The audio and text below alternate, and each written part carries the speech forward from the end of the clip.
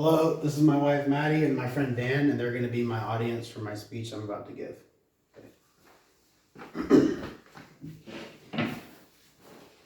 Good afternoon, everybody.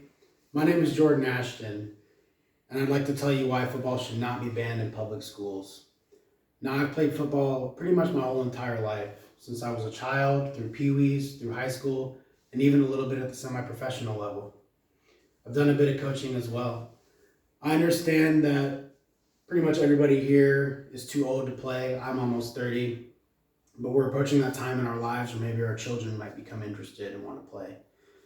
This will not be possible if football is banned to our youth. Football should not be banned because it provides academic opportunities for young players. It's becoming much safer today, and it teaches and promotes teamwork.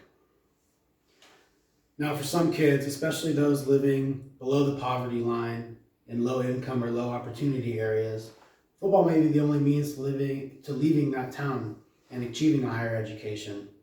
A good high school football player can turn all that hard work on the field into a free college tuition. Now, of course, this is true with pretty much any other sport, but none offer as many positions or opportunities as football does. Just to put it into perspective, Division I NCAA football teams on average have about 118 players in their program. Of those players, 85 of them are allowed to have full ride scholarships, which means the college will pay for their entire college tuition just because they play football. Now, math will tell us there's about 129 teams in the Division I, which means that at any given moment, potentially 11,000 students, maybe at any given time, may be receiving a free college tuition just because of football. And that's just at the Division I level. There's Division II, there's Division III, there's private leagues. So it can open up a whole bunch of opportunities for young athletes. I was even fortunate enough to be one of these players that was offered a scholarship to come play at a school. But unfortunately, I wasn't able to capitalize on it because I suffered an ankle injury my senior year. Which brings me to my next point. We all know football is a rough sport. It's dangerous, injuries can and do happen. But injuries can happen in any other sport. According to Philip Francis, a writer for sportscasting.com, football isn't even in the top 15 most dangerous sports in the world.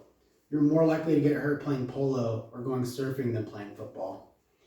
However, despite all this, football has really earned a bad reputation due to its violent nature and the head and neck injuries that are frequently put up on the news.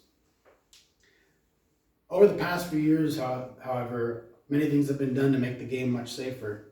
One thing that is being done is limiting the amount of contact players are allowed to have with each other that week leading up to the game. Some schools like St. Thomas Aquinas and Fort Lauderdale have even invested in these robot dummies that actually run across the field and simulate an offensive player for the kid to tackle, which help eliminate other players from hitting each other. Many studies and research have also been done to improve the quality of helmets and mouth guards.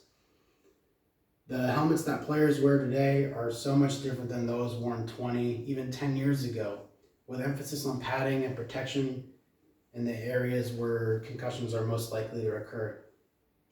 Another thing that's also being done is rule changes in the sport, such as moving the kickoff distance up, because kickoffs are where most of the injuries do occur because of the distance that the players are apart from each other. This helps eliminate that.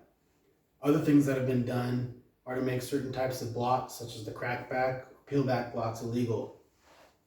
And most of all, hits to the head or neck area will result in the offending player being disqualified. These rule changes and advances in technology combined together has made the sport much more safer than it was years ago. Finally, and maybe most importantly, football promotes teamwork and teaches teamwork. Being part of something bigger than yourself and putting faith in others and having others put their faith in you is some of the most beautiful things in life. And I don't believe any other sport demonstrates this better than football. Coach Rick Mance, who is a well-accomplished high school coach in New Jersey, put it probably the best way anybody else could put it, and I'm going to actually quote him. He says, "Kids learn about teamwork, overcoming adversity, dealing with challenges, and pushing themselves. They bond with teammates and coaches unlike any other sports and develop mental, physical, and emotional toughness. Football is not easy. Kids learn they can achieve and develop courage, and it's done in a safe way. People who've never played don't fully understand the rewards and confidence and self-esteem that develops through playing football. Now, I remember personally when I was in school and I was a kid, I got picked on, I got teased, I got bullied, I got made fun of, all because I didn't have hair and I was different. So, needless to say, I didn't have any friends.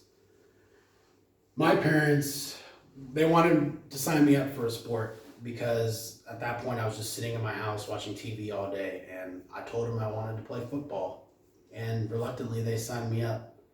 But I remember how much fun I had, and I made so many new friends just from being part of a team. And like I mentioned earlier, there's no doubt that football is a rough sport, but there's something truly special about winning together as a team or losing together as a team. Looking at the kid next to you to know that he's going through the exact same thing that you are. You both may be battered and bruised and tired and beaten up, but you know that he has your back and you have his back. This is something that I think is so important for kids to understand, and I don't think there's any better way to teach it than through football. Bottom line is we cannot allow football to be banned across America. It would be such a disservice to our youth, who are the future of this country. It provides academic opportunities for those who are less fortunate than others. The game is constantly changing to make it safer for everybody due to technology and policy changes. And finally, it teaches and promotes teamwork for our children that is only beneficial to them and makes them a crucial member of society. Thank you so much for giving me your time today and allowing me to speak to you. And please have a wonderful rest of your day.